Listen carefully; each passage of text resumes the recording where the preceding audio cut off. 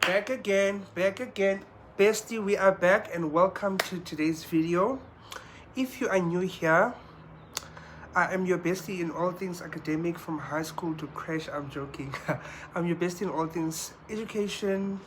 And yes, let's get right into today's video.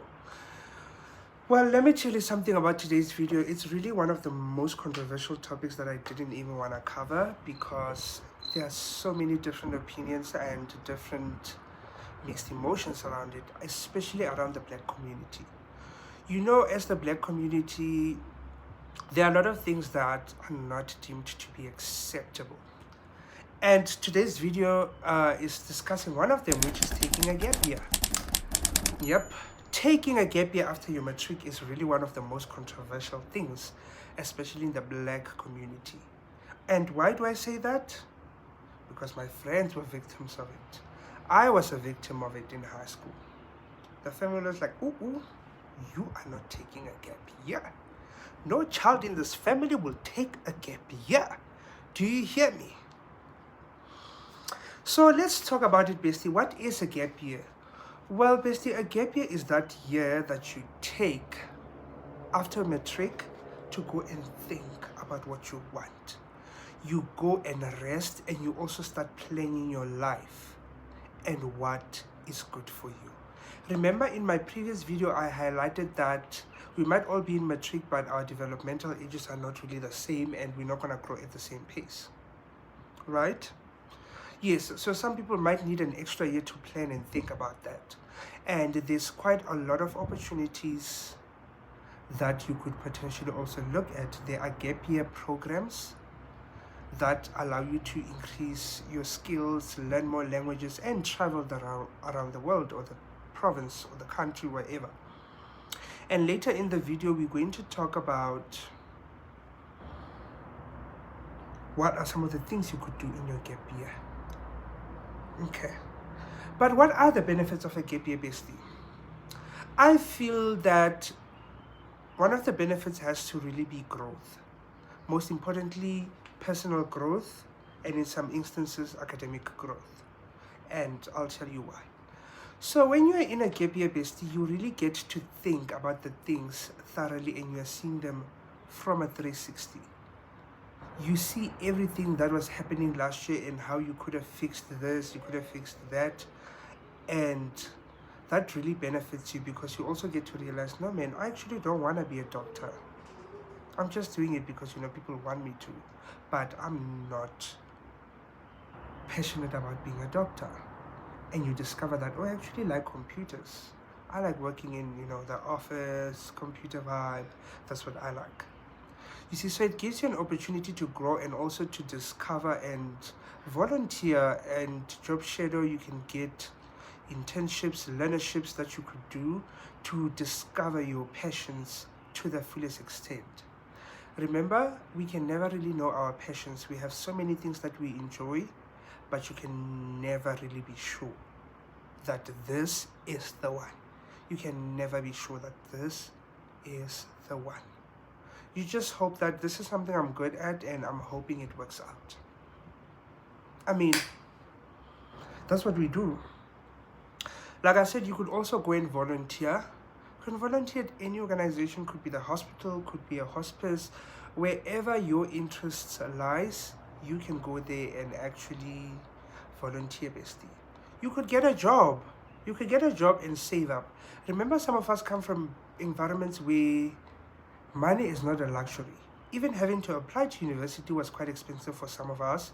And as a result, we might not necessarily be equipped with the funds to apply for the NBTs, this, that, the registrations.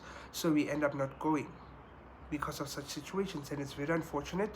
But it's the situations we find ourselves in because of the environments we grow up in. But that doesn't mean that it's the end. Remember, a gap year is not necessarily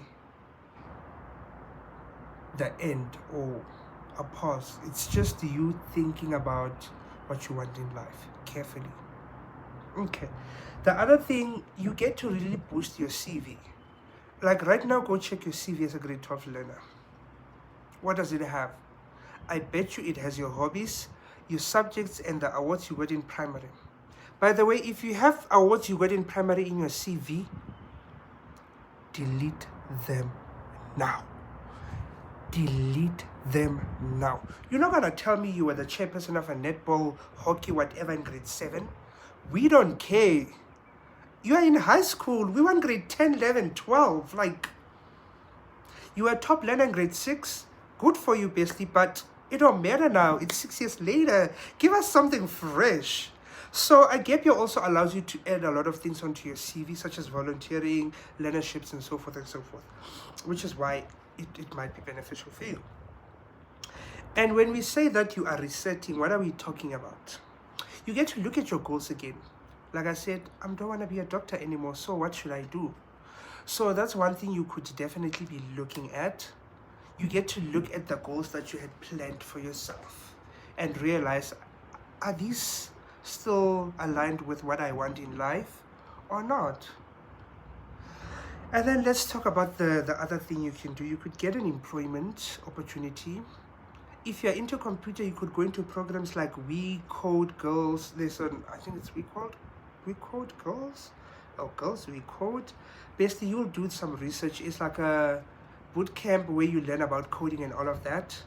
And also, another thing, another bang, I even forgot that. You can get to learn more about opportunities to study abroad. Universities that are outside of South Africa usually start their semester or their academic year in September of the following year. So that means that you can have time and even apply for that. And it's usually all expenses. That means you need to have a passport, you need to do visa, this and that. So that is something you could also look into. Right? You could also look into that. The Department of Higher Education and Training usually posts a lot of scholarships on their website. Go and check them out. They cover everything. Your flight, going back and forth, basically they cover everything. So make sure that you go and look at that. Let us talk about these two. Upgrading and restarting matric.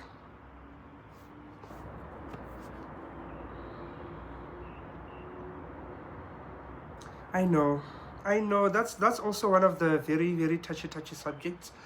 On social media, I've seen a lot of people who took so much strength to go back and redo their matric.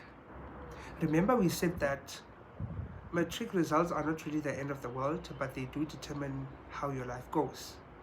And for some people who want a professional degree, unfortunately, your matric results dictate wherever you go.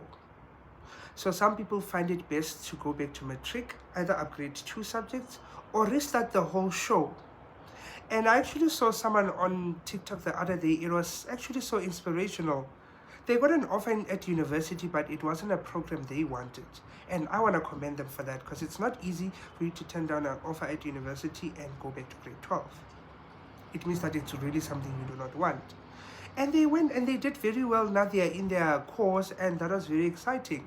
Maybe one day I'll get to interview them and get to, hear their thinking process or the reasons behind that, because I'm actually quite curious, and how the family took it is really something that is quite interesting to me. But that's one thing you can also do, bestie.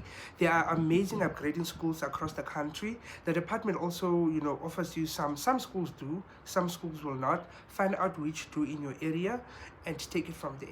There are also very exciting opportunities, especially for learners in the Northern Cape and Limpopo. There are programs such as Schematas, where you get to go to the University of Stellenbosch for a year and you upgrade 2 subjects, either maths, physics, or accounting, the course. So have a look at such opportunities, bestie. And another one that I saw from the University of Cape Town is that you actually apply. You see, this year you applied to UCT, right?